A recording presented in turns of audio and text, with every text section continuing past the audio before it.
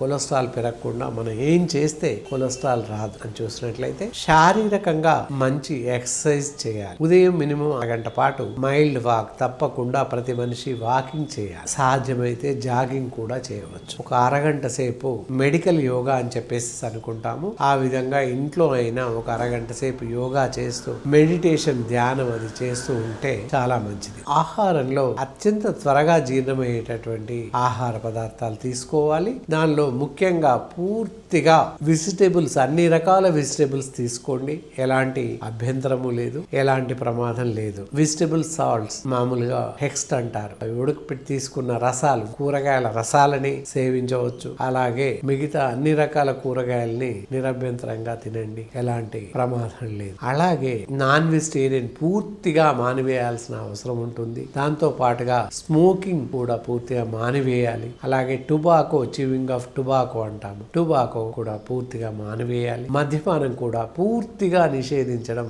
ఎంతైనా అవసరం. ఇలా ఈ విధంగా మంచి జాగ్రత్తలు తీసుకున్నట్లయితే కొలెస్ట్రాల్ పెరిగే అవకాశం లేదు.